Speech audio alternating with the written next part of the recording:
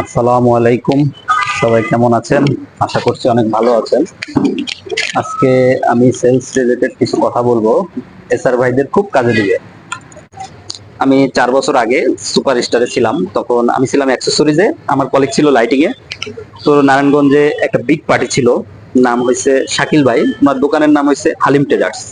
তো উনি মোটামুটি সকল কোম্পানির প্রোডাক্ট বিক্রয় করতো। তো আমার কাছ থেকেও অন এভারেজ 20,000 30,000 কোনো কোনো মাসে 40,000 টাকার পণ্য নিত। তো উনি যে কোম্পানির এসআর ভাই থেকেই পণ্য কিনুক, মাসের শেষ হওয়ার আগে উনি ওই কোম্পানির টাকাটা সুন্দর করে গার্ডারে পেঁচায় রেখে দিত। আমরা 27 28 তারিখ, কেউ কেউ 29 তারিখ ডেট দেওয়া থাকতো। ওই ডেটে গেলে উনি ওই গার্ডারে পেঁচানো টাকাটা, নাম লেখা থাকতো উপরে, ওই টাকাটা দিত। তাহলে বুঝেন পার্টি হিসেবে উনি পারফেক্ট একটা পার্টি। লেনদেন বলেন, এমনি মানুষ হিসেবে অনেক ভালো লোক।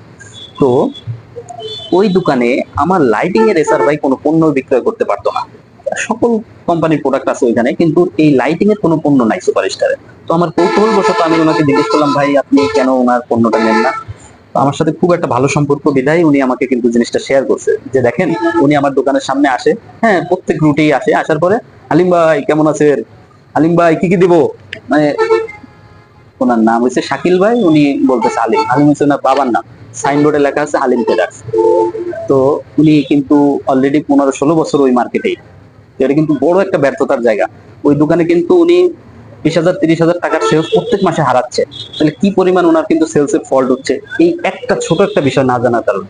তো আপনারা যে সকল ভাইরা সেলসে ঢুকছেন বা দীর্ঘদিন ধরে আছেন, এই জিনিসগুলো মাথায় রাখবেন যে কখনোই দোকানদারের নাম না জেনে ওই সাইনবোর্ডের নাম দেখে কখনোই ডাকবেন না। বিষয়টা কিন্তু খুবই সেন্সিটিভ, মাথায় রাখবেন, ইনশাল্লাহ খুব কাজে দিবে আপনাদের।